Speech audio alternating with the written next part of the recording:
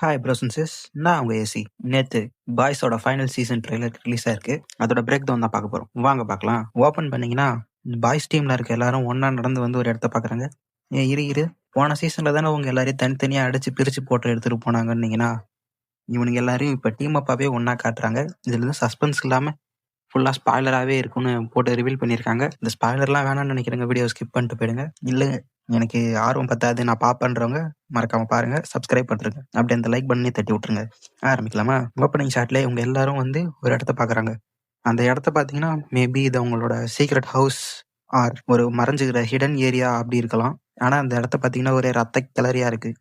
அவங்க எல்லாரும் ஹியூமன்ஸ் தானே நினைப்பீங்க, இல்லை அது அனிமல்ஸ். இந்த வெறும் அனிமல்ஸ்ன்னு நினச்சிங்கன்னா பாய் சீசன் 4 வந்தது, ஆடுங்கள் எல்லாம் பறந்து பறந்து சுட்டுக்கிட்டு அந்த மாதிரி நினச்சிங்கன்னா, ஆனால் அது அப்படி கிடையாது. அது ஒரு ஃபார்ம் ஹவுஸ், இது ஒரு ஃபார்ம் ஹவுஸும் கிடையாது. ஜஸ்ட் லைக் ஒரு பில்டிங் ஸ்கூல் மாதிரி தான் இருக்குது. அந்த இடத்துல தான் இவங்க ஹிடன் பிளேஸாக சூஸ் பண்ணியிருக்காங்க. நானும் இது ஃபர்ஸ்ட் ஆடுன்னு தான் நினச்சேன், ஆனால் இது ஆடு கிடையாது. பல விதமான விலங்குகள் இங்கே செத்து கிடக்கிறத நீங்கள் நோட் பண்ண முடியும். அப்படியே அடுத்த ஷாட்லேயே வந்து ஒரு பிரிசன் ஒன்று காமிக்கிறாங்க. அந்த பிரிசன் வந்து அங்கங்கே ஒரு 2 கலர்ஸை மட்டும்தான் ரெப்ரசென்ட் பண்ணியிருக்கு.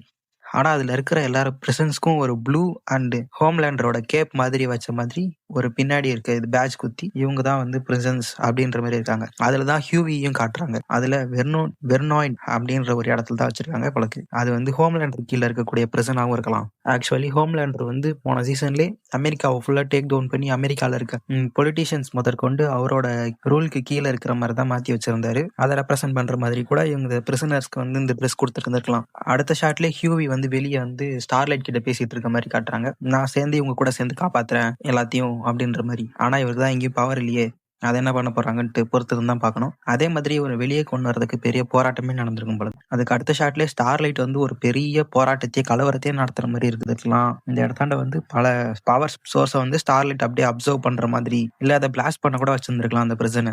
அடுத்த ஷாட்ல கிமிக்கோவையும் ஃப்ரெண்ட்ஸையும் காட்டுறாங்க, ரீயூனியன் மாதிரி. அடுத்த ஷாட்ல நம்ம எல்லாரும் ஒரு டீமா போய் முடிக்க முடியுமா அப்படின்ற மாதிரி. மேபி இவங்க மட்டும் இல்லாம ஸ்டார்லைட் கூட அந்த ஸ்டார்லைட்டஸா வந்த ஜென்வில இருந்து வந்த பிளடி மேரி அவங்க கூட எல்லாம் சேர்ந்து பண்ண வாய்ப்பு இருக்கு. அதுக்கு அடுத்த ஷாட்ல பிளாக் நைர் ஒருத்தரை ஸ்வாடால போட்டு கட்டானாவில குத்தி எடுக்கிற மாதிரி காமிச்சு வச்சிருந்தாங்க. அது கொஞ்சம் ரத்தம் தெரிக்கிற மாதிரி தான் இருக்கு. அடுத்த ஷாட்லயே ஆஷ்லியை காமிக்கிறாங்க. வெயிட் பண்ணுங்க, இவ்வளவுதான் போன சீசன்ல சாவடிக்கு சொல்லி அனுப்புனாங்களே, அப்ப வந்து இவ சூப் வாட் சிரத்தையும் அவ எடுத்துருப்பா. அப்ப மண்டை வீங்கிச்சு, அதோட என்ன ஆச்சுன்னு காமிக்கல. மேபி வந்து பிரஸ் மீட்ல இருக்கவும் இவளுக்கும் வந்து சிஸ்டர் ஸ்டேஜ் மாதிரி ஒரு பெரிய பவர் கிடைச்சிச்சு. மூளை அதிகமானதுனால இவளுக்கு ஒரு மூளை பேஸ் பண்ண பவர், இல்லை இவ வந்து சிஸ்டர் ஸ்டேஜை விட ஓவர் பவர்டா மாதிரி இருக்கான்னு கூட ரெப்ரசென்ட் பண்ணலாம். ஏன்னா அடுத்த கிளிப்லேயே வந்து சிஸ்டர் ஸ்டேஜ் சோகமா தனியா ஒரு மாதிரி உட்காந்துருக்க மாதிரி. ஏன்னா அவங்க போட்ட பிளான் ஆல்ரெடி தாமஸ் கோடால்கினை வச்சு ஹோம்லேண்டரை போட்டு தள்ளி டேக் ஓவர் பண்ணலான்ற பிளானும் ஊத்தி முடிச்சு, அதனால மேபி இருக்கலாம். அடுத்தது ஜோயாவையும் அவங்களோட தாத்தா ஜோயாவையும் அடுத்தது வந்து ஸ்டான் எட்ஜ்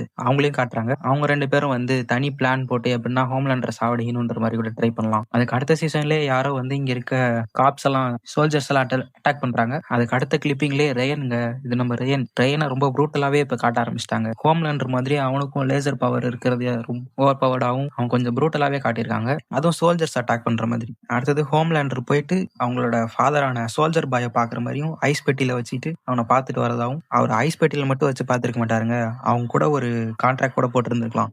ஏன்னா அதுக்கு அடுத்த ஷாட்லயே 2 பேரும் ஒன்னா சேர்ந்து வராங்க. அதே மாதிரி ஒரு புது கேரக்டரையும் புதுசா ரிவீல் பண்ணியிருக்காங்க. அது யாருன்னு கண்டிப்பா தெரியல.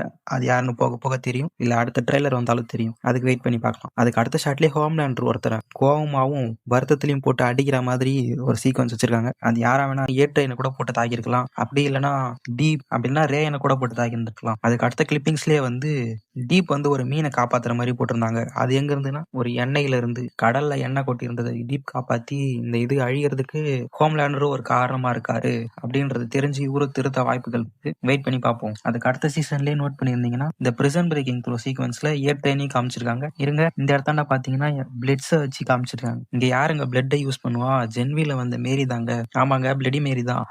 ஜென்வில வந்தவங்களை வச்சும் இந்த ஜெயில் பிரேக் த்ரோ சீக்வன்ஸையும் யூஸ் பண்ணியிருந்திருக்கலாம், பாசிபிலிட்டிஸ் இருக்கு. அதுக்கு அடுத்த ஷாட்லயே மறுபடியும் போட்டு ஹோம்லேண்டர் ஒருத்தர் பழகிற மாதிரி தான் காமிக்கிறாங்க. இதுல ஒரு சீக்வன்ஸ் நோட் பண்ணி பாத்தீங்கன்னா ஜென்வில வந்து டார்க் நாட்டையும் யூஸ் பண்ணியிருக்காங்க. இதை போன சீசன்லயே வந்து இவர் வந்து 7ல சேர்க்கறதுக்கு பத்தி பேசியிருந்திருப்பாங்க. இந்த வாட்டி 7ல சேர்த்திருந்தாங்களா என்னன்னு தெரியல. அப்படி 7ல சேர்த்திருந்தாருன்னா ஹோம்லேண்டர் கையாலே போட்டு தள்ளவும் பல சான்சஸ் இல்ல. அடுத்த சீன்லயே வந்து ஹோம்லேண்டர் வந்து ரொம்ப டிப்ரெஸ்ட் ஸ்டேஜ்ல கண்ணுல இருந்து லேசரை வந்து டிப்ரெஷனோட கத்திக்கிட்டு வெளியே விடுற மாதிரி போட்டிருக்காங்க. அது ஒன்னு ரேயன் வந்து அவனை விட்டு போயிட்டான் அப்படின்ற மாதிரி இருக்கலாம், இல்ல ரேயன் செத்து இருந்திருக்கலாம், இல்ல ரேயனை கொண்டதே இவனா கூட இருந்திருக்கலாம். அதை அவனா ட்ரிகர் பண்ண போய் அவனுக்கு வந்திருக்கு. அது என்னென்ன சீசன் வந்தா தான் தெரியும். அதுக்காக பாய்ஸ் டீம்ல இருக்க எல்லாரையும் ஒன்னாவே காமிச்சிருக்காங்க. இப்ப புச்சரோட எய்ம் என்னவா இருக்குன்னா ஹோம்லேண்டரை கொல்றதா மட்டும்தான் இருக்கும். ஏன்னா ஆல்ரெடி இந்த பாய்ஸ் டீம்லயே 2 சூப்ஸ் இருக்காங்க, கிமிகோ, ஸ்டார்லைட்.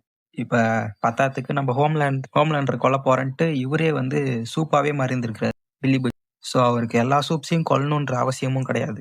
இப்ப ரேயன் தெரிஞ்சிட்டானா அவனையும் கொல்லக்கூடாதுன்ற எண்ணம் தான் இவருக்கும் இருக்கும். இப்ப இவரோட எய்ம் என்னவா இருக்கும்னா ஹோம்லேண்டர் கொல்றது மட்டுமா தான் இருக்கு. அது என்னன்னு வெயிட் பண்ணி இருந்து பார்ப்போம். கடைசி ஜாம்னு வாழ்ந்த ஹோம்லேண்டர் மூக்குல தக்காளி சாஸ் யாரோ வழியே வச்சிருக்காங்க. இது என்னோட தாட்ஸ் தான். உங்களோட தாட்ஸ் என்னன்னு மறக்காம கமெண்ட்ல சொல்லுங்க. அடுத்த வீடியோல பார்ப்போம். அது வரைக்கும் வட்டா.